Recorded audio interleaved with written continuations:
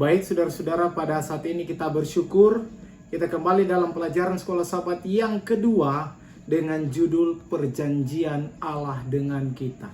Tapi sebelumnya, mari kita tunduk kepala dan kita bersatu dalam doa. Kita berdoa.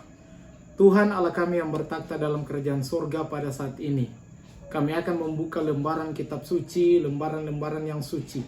Biarlah Roh Kudus boleh menjadi bagian kami boleh mempelajari firman Tuhan, pelajaran sekolah sahabat umat Tuhan boleh mengerti. Dan kiranya ini boleh menjadi berkat dalam kehidupan kami semua. Ini doa dan permohonan kami dalam nama Yesus. Amin. Baik saudara-saudara, ayat tema atau ayat hafalan yang dipilih oleh penulis pelajaran sekolah sahabat terdapat di dalam Ulangan 28 ayatnya yang pertama dan ayatnya yang kedua. Firman Tuhan berkata, "Jika engkau baik-baik mendengarkan suara Tuhan Allahmu dan melakukan dengan setia segala perintahnya yang kusampaikan kepadamu pada hari ini, maka Tuhan Allahmu akan mengangkat engkau di atas segala bangsa di bumi. Dan segala berkat ini akan datang kepadamu dan menjadi bagianmu jika engkau mendengarkan suara Tuhan Allahmu." Baik saudara-saudara, pelajaran pekan ini berbicara tentang perjanjian Allah dan manusia, dengan manusia. Ucapan berkat yang ada dalam Ulangan pasalnya yang ke-28 ini muncul ketika pasal sebelumnya berbicara tentang kutuk. Contoh kalau kita lihat dalam Alkitab, di dalam Ulangan 27 ayatnya yang ke-16 mengatakan, "Terkutuklah orang yang memandang rendah orang tuanya." Dan di bagian setelah ucapan berkat ada juga kutuk yang disampaikan. Jadi dalam pasalnya yang ke-27 ada berbicara tentang kutuk. Dalam pasalnya yang ke-28 ayat 1 sampai ayatnya yang ke-14 berbicara tentang berkat yang akan kita terima jika kita menuruti perintah Tuhan. Dan ayat selanjutnya juga berbicara tentang kutuk yang disampaikan. Saudara-saudara, selanjutnya, maka dia akan menjadi jika kita mengabaikan firman Tuhan, mengabaikan apa yang sudah tertera dalam firman Tuhan untuk tidak memandang rendah orang tua, atau mengabaikan untuk hidup setia melakukan dan mendengar perintah Tuhan, maka upahnya adalah kutuk. Dalam Ulangan pasalnya yang ke-28 ayatnya yang ke-15, "Tetapi jika engkau tidak mendengarkan suara Tuhan Allahmu dan tidak melakukan dengan setia segala perintah dan ketetapannya yang kusampaikan kepadamu pada hari ini, maka segala kutuk ini akan datang kepadamu dan mencapai engkau." Tetapi jika kita mendengarkan perintah Tuhan, firman Tuhan berkata dalam pasalnya yang ke-28 ayat 1 sampai seterusnya, jika kita mendengarkan perintah Tuhan, yang tadi kalau kita tidak mendengarkan perintah Tuhan akan dikutuk. Tetapi jika kita mendengarkan perintah Tuhan dalam pasalnya yang ke-28, maka kehidupan kita akan penuh dengan berkat. Itulah janji Tuhan. Selanjutnya, inilah janji yang Tuhan buat dengan manusia. Kita akan mempelajari lebih lanjut tentang janji Tuhan yang dia buat dengan manusia. Dan janji yang kita bisa lihat ini dalam pasalnya yang ke-28 ayatnya yang pertama dan ayatnya yang kedua. Adalah janji yang Allah secara inisiatif. Ingat, janji inisiatif, dia mulaikan perjanjian Allah dengan manusia. Bunyinya, "Jika engkau baik-baik mendengarkan perintah Tuhan, maka berkat akan datang kepadamu." Allah yang memulai perjanjian ini, saudara-saudara. Aplikasinya, kita perlu selalu belajar dan belajar untuk inisiatif sama seperti Allah. Dalam pelayanan, dalam pekerjaan Tuhan, jangan tunggu nanti disuruh, jangan berharap untuk disuruh. Apa saja yang kita boleh buat secara inisiatif, kita perlu. Sama seperti Allah. Dia secara inisiatif memulaikan janji itu dengan manusia. Ada beberapa situasi dan kondisi yang harus kita perhatikan untuk belajar untuk inisiatif dalam pekerjaan Tuhan, dalam pelayanan. Selanjutnya, tentunya berbicara tentang perjanjian yang Allah buat mulai dengan manusia adalah perjanjian bilateral. yang berarti perjanjian kedua belah pihak antara Allah dan manusia. Contohnya, jika kamu akan melakukan ini, maka saya akan melakukan itu. Itu dalam pelajaran sekolah Sabat. Atau, saya akan melakukan ini jika kamu mau melakukan itu. Saudara boleh perhatikan apa yang ditulis dalam pelajaran sekolah Sabat. Nah, di sini selanjutnya. Yang paling sulit adalah perjanjian kalau hanya sepihak. Ini yang paling sulit. Dalam hubungan, berpacaran, dalam keluarga, dalam rumah tangga, kalau mau berjanji atau berkomitmen tetapi itu hanya sepihak, hanya satu yang berkomitmen, hanya satu yang berjanji, saya rasa itu pada ujung-ujungnya akan berpisah. Ada beberapa kasus yang kita boleh jumpai dalam Alkitab yang hanya mengadakan perjanjian sepihak antara Allah dan manusia, tapi ujung-ujungnya tidak bertahan. Yang menarik dari ayat ini mengatakan, jika kamu benar-benar mendengarkan perintah Tuhan. Saudara-saudara, kita percaya kita semua mempunyai telinga. Nah, Tuhan berikan kita telinga untuk mendengar suara Tuhan. Dan bentuk suara Tuhan, saudara-saudara, ini yang boleh saya sampaikan. Bentuk suara Tuhan yang membisik saya dan saudara. Barangkali itu lewat pelajaran Alkitab, lagu rohani, khotbah, bacaan-bacaan buku rohani, teguran orang lain. Saudara-saudara ingat, kalau ada orang yang menegur saya dan saudara, itu adalah bisikan Tuhan. Panggilan dari pendeta, ketua jemaat, panggilan dari orang tua untuk masuk gereja, itu adalah panggilan atau suara dari Tuhan. Selanjutnya, berbicara tentang melakukan dengan setia. Allah meminta janji kita untuk melakukan dengan setia segala tugas dan tanggung jawab kita. Dengan setia dan setia ini kalau boleh dilihat sangat mahal dan sangat luas. Hanya orang yang luar biasa hebat yang dia boleh setia. Dan jika kita setia, maka kita dianggap orang yang hebat dan luar biasa. Nah, jika saudara diberikan tanggung jawab kecil maupun besar, ingat, dalam gereja, dalam organisasi, dalam jemaat, dalam keluarga, jika kita ada tanggung jawab yang diberikan, setialah pada tanggung jawab tersebut. Sebagai ketua jemaat, sebagai pemimpin musik, sebagai pemimpin diakon, apapun itu, setialah di mana saudara diberikan tanggung jawab. Dan apa hasilnya? Allah akan mengangkat kita, memberkati kita jika kita mendengar dan setia kepada Tuhan. Saudara-saudara, pekan ini kita akan mempelajari lebih lanjut beberapa hubungan perjanjian bilateral antara manusia dan Allah sehubungan dengan perjanjian keselamatan. Selanjutnya, berbicara tentang perjanjian keselamatan. Mari kita lihat beberapa ayat Alkitab yang kita boleh ambil. Dalam 1 Yohanes 5 ayatnya yang ke-13. Semuanya itu kutuliskan kepada kamu, supaya kamu yang percaya kepada anak Allah tahu bahwa kamu memiliki hidup yang kekal. Matius 10 ayatnya yang ke-22. Dan kamu akan dibenci semua orang oleh karena namaku, tetapi orang yang bertahan sampai pada kesudahannya akan selamat. Selanjutnya, dalam Yohanes 6 ayatnya yang ke-29, jawab Yesus kepada mereka, inilah pekerjaan yang dikehendaki Allah, yaitu hendaklah kamu percaya kepada Dia yang telah diutus Allah. Selanjutnya, dalam 2 Petrus 1 ayat 10 dan ayatnya yang ke-11, karena itu, saudara-saudaraku, berusahalah sungguh-sungguh supaya panggilan dan pilihanmu makin teguh. Sebab, jikalau kamu melakukannya, kamu tidak akan pernah tersandung. Dengan demikian, kepada kamu akan dikaruniakan hak penuh untuk memasuki kerajaan kekal, yaitu kerajaan Tuhan dan Juru Selamat, Yesus Kristus. Saudara-saudara, salah satu contoh tokoh Alkitab yang memiliki janji keselamatan antara Allah dan manusia, yang mempunyai janji keselamatan, janji bilateral, yaitu Tuhan dengan Paulus. Mari kita lihat dalam 2 Timotius pasalnya yang keempat, ayatnya yang ke-6, firman Tuhan.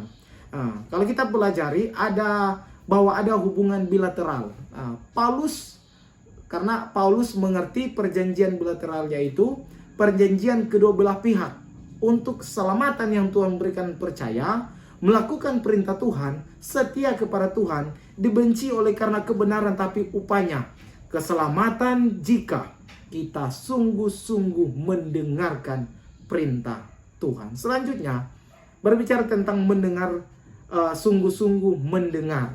Dalam Ulangan pasalnya yang ke-28 ayat 1 sampai 14 adalah ucapan berkat jika setia mendengarkan perintah Tuhan, maka akan diberkati oleh Tuhan. Ada jika dan ada maka. Dan ini fakta apa yang terjadi di lapangan sekarang ini. Orang yang setia, kehidupannya diberkati selalu oleh Tuhan. Baik berkat, sehat, kuat, materi, dan lain-lain. Dalam kitab Ulangan adalah versi cetak dari pesan-pesan perpisahan Musa kepada generasi kedua bangsa Israel setelah 40 tahun mengembara di padang gurun. Jadi kitab Ulangan ini merupakan kitab-kitab pesan-pesan perpisahan Musa kepada generasi kedua, oleh karena generasi yang pertama sudah mati di tahun-tahun sebelumnya. Ini masuk di tahun yang keempat dan ke-40. Dan pesan-pesan ini, pelajaran sekolah sahabat di sini dikatakan, pesan-pesan ini diberikan pada waktu mereka berada di dataran Moab setelah timur Yeriko. Dan kitab Ulangan dengan tepat disebut kitab peringatan. Nah, dan yang menarik juga dalam kitab Ulangan ini, kitab Ulangan juga merupakan kitab yang diulangi. Apa yang sudah disampaikan sebelum-sebelumnya tentang 10 hukum, bagaimana perjalanan bangsa Israel keluar dari tanah perbudakan, dari tanah Mesir, mengulangi orang yang setia mendengarkan perintah Tuhan akan diberkati oleh Tuhan. Nah, mana buktinya? Dalam Ulangan pasalnya yang kedua, segala berkat ini akan datang kepadamu dan menjadi bagianmu jika engkau mendengarkan suara Tuhan Allahmu. Berkat apakah itu? Mari kita lihat ayatnya yang ketiga. Diberkatilah kota di mana engkau tinggal. Ayatnya yang keempat. Diberkatilah anak-anakmu. Diberkatilah penghasilanmu. Ayatnya yang kelima. Diberkatilah alat pekerjaanmu. Ayatnya yang keenam. Diberkatilah rumah tanggamu dan tempat engkau kunjungi luar biasa. Diberkatilah rumah tanggamu dan di mana engkau kunjungi akan mendapatkan berkat. Ayatnya yang ketujuh.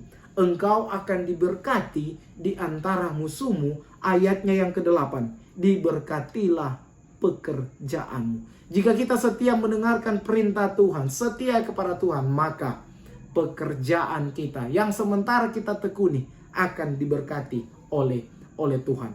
Dan hal ini saudara-saudara disampaikan langsung oleh Musa dengan sungguh-sungguh.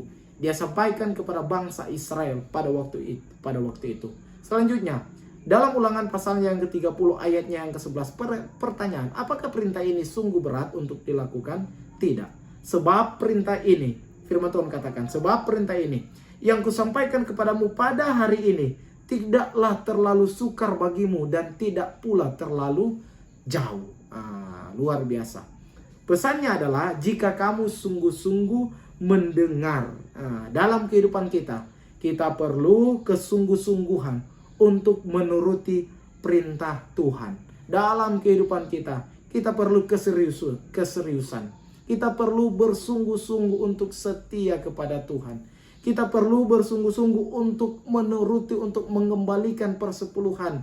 Kita perlu bersungguh-sungguh untuk beribadah, berbakti pada hari Sabat, persembahan, penata layanan, apa yang Tuhan sudah percayakan, sungguh-sungguh mendengarkan perintah Tuhan. Dan bagi saya pada saat ini, saya rasa salah satu mendengarkan perintah Tuhan yaitu hormatilah Tuhan. Nah, saudara-saudara, berbicara tentang hormatilah, saya mengingat apa yang disampaikan dalam Keluaran 20 ayatnya yang ke-12. Hormatilah ayahmu dan ibumu supaya lanjut umurmu. Di sini ada dampak ketika kita menghormati Tuhan. Nah, pertanyaan, bagaimana dengan hormatilah atau menghormati Tuhan?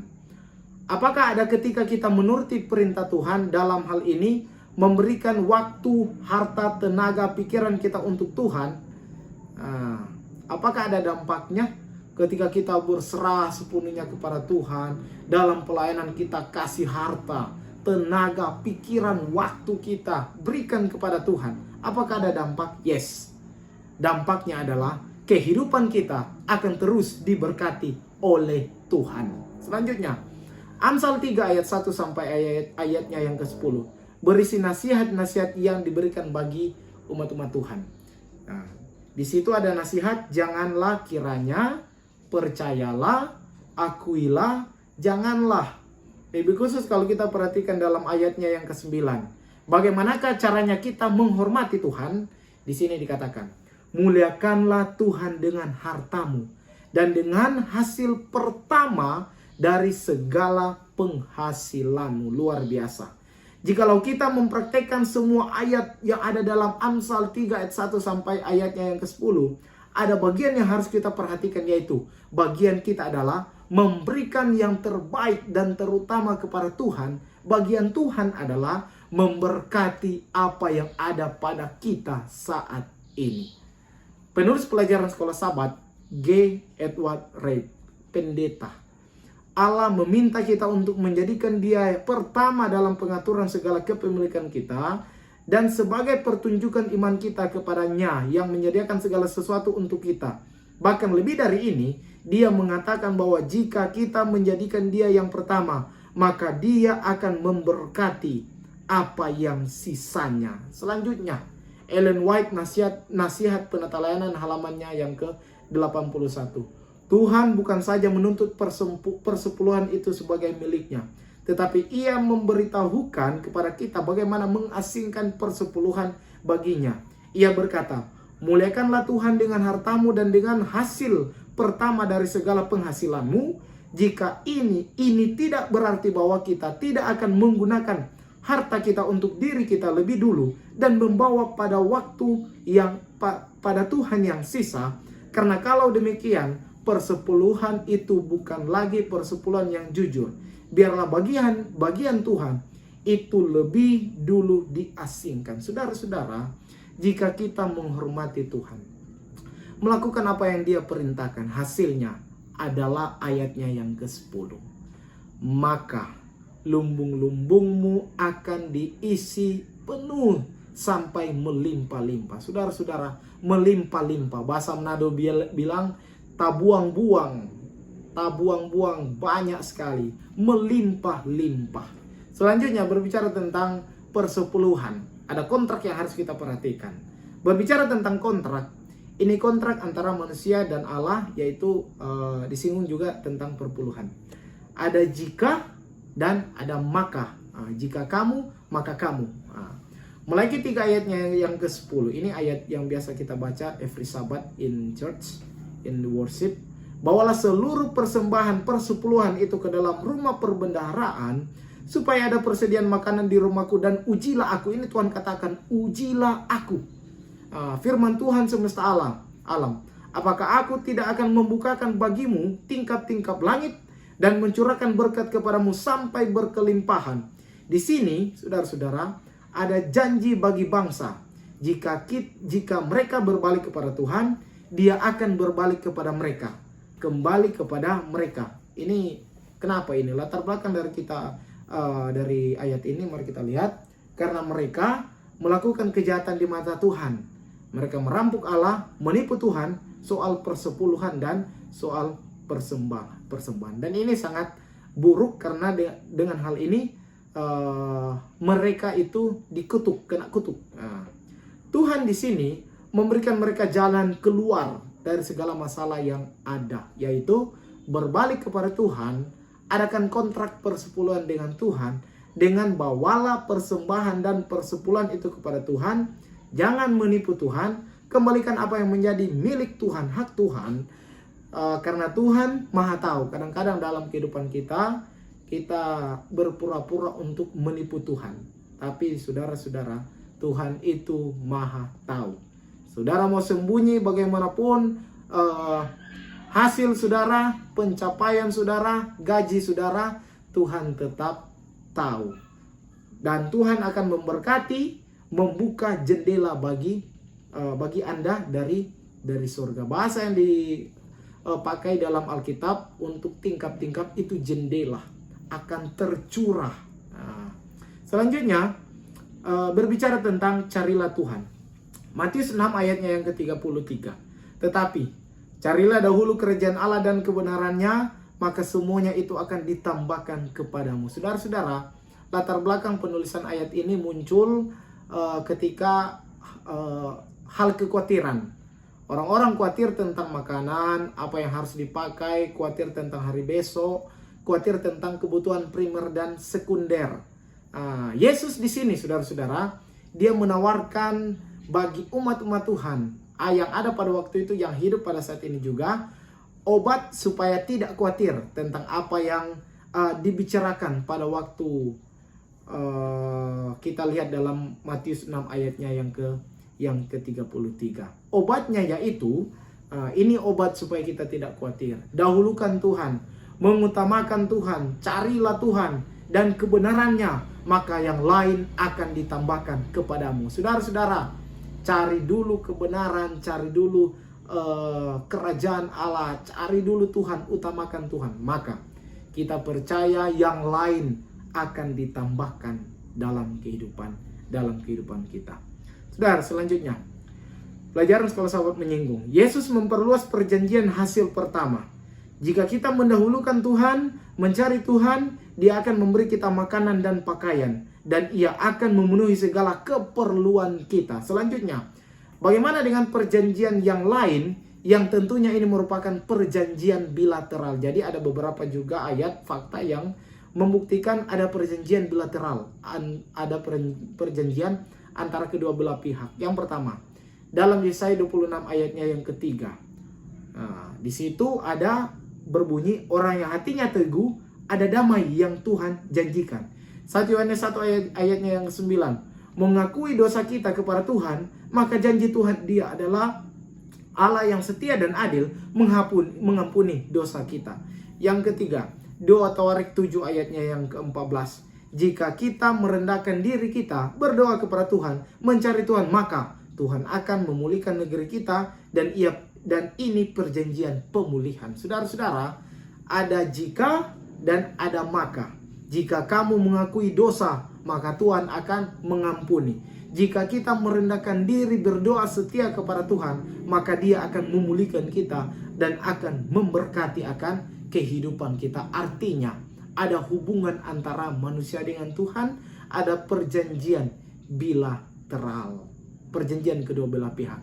Kesimpulan, bila mana umat Allah dalam setiap metode periode di dunia ini dengan senang dan rela melaksanakan rencananya dalam pemberian sistematis perpuluhan dan dalam karunia-karunia serta persembahan, mereka telah menyadari janji yang teguh bahwa kemakmuran akan ada dalam semua pekerjaan mereka, sebanding dengan bagaimana mereka menuruti tuntunan-tuntunannya. Yang terakhir, jika engkau baik-baik mendengarkan suara Tuhan Allahmu dan melakukan dengan setia segala perintahnya, maka Tuhan akan memberkati keluargamu, pekerjaanmu, jemaatmu, peliharaanmu, keluarga yang Anda sayangi, teman-temanmu, siapa yang kamu kunjungi, semua yang berkaitan dengan kehidupan kamu, dengan kehidupan kita, akan diberkati oleh Allah. Jika apa? Jika setia baik-baik mendengarkan suara Tuhan. Kita tunduk kepala dan kita berdoa. Tuhan Allah kami yang bertakhta dalam kerajaan surga, hamba bermohon, ketika kami boleh mempelajari firman Tuhan, pelajaran sekolah sahabat, hubungan antara manusia dengan Allah, biarlah ini boleh menjadi berkat dalam kehidupan kami. Biarlah ini boleh menjadi motivasi kerohanian kekristenan kami, agar kami boleh melakukan yang terbaik, setia di hadapan Tuhan, untuk selalu menjaga kesetiaan kami, hubungan kami dengan Allah. Terima kasih Bapa di sorga, ini doa dan permohonan kami dalam nama Yesus. Amin.